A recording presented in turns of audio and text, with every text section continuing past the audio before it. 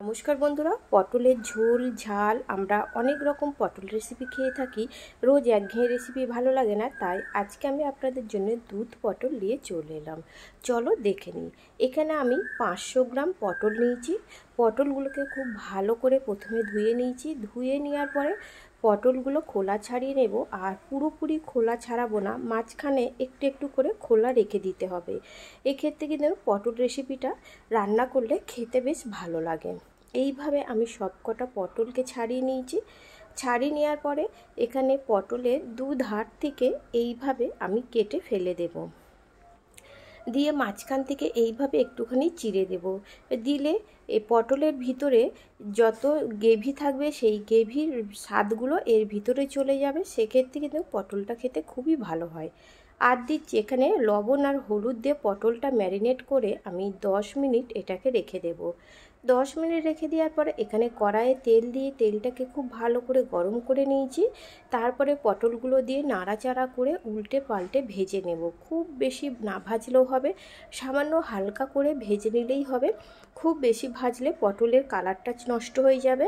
এর মধ্যে 1 চা চামচ গোটা জিরে, একটা তেজপাতা, দুটো ছোট এলাচ, 4টে লবঙ্গ আর 1 টুকরো ডালচিনি, আর দিলাম এখানে আদা পেস্ট দিয়ে খুব ভালো করে ভেজে নেব। ভেজে নেওয়ার পরে লবণ, হলুদ আর লঙ্কা গুঁড়ো দিলাম, আর দিচ্ছি জিরে গুঁড়ো 1 চা চামচ, ধনে গুঁড়ো 1 চা চামচ। এই মশলাগুলো আপনারা আপনাদের স্বাদ মতনই দেবেন, যতটা পরিমাণ লাগে সেই মতো দিয়ে খুব ভালো করে মশলাটাকে ভেজে নেওয়া হলো।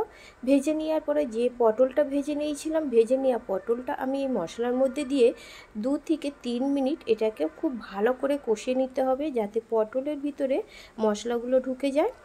আর এখানে আমি লিকুইড দুধ আমি 1 গ্লাস দিলাম।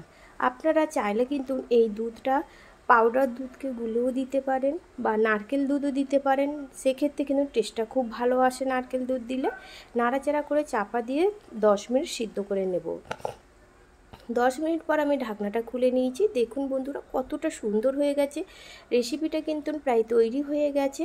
এবারে এটাকে আমি একটু নাড়াচাড়া করে নিচ্ছি। এটাকে নাড়াচাড়া করে নিয়ে এর মধ্যে আমি দিয়ে দেব স্বাদ মতন, মানে 1 চা চামচ ঘি আর 1/2 চা চামচ গরম মশলার গুঁড়ো দিয়ে এটাকে নাড়াচাড়া করে নেব। তৈরি হয়ে গেছে আমার আজকের রেসিপি। রেসিপিটা যদি ভালো লেগে থাকে অবশ্যই লাইক দেবেন আর কমেন্ট করে জানাবেন বন্ধুরা রেসিপিটা কেমন হলো। আমার চ্যানেলে নতুন বন্ধু হয়ে থাকলে অবশ্যই চ্যানেলটিকে সাবস্ক্রাইব করবেন।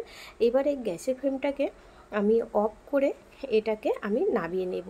তাহলে গরম গরম ভাতের সাথে বা রুটি পরোটার সাথে এই রেসিপিটা জমে যাবে।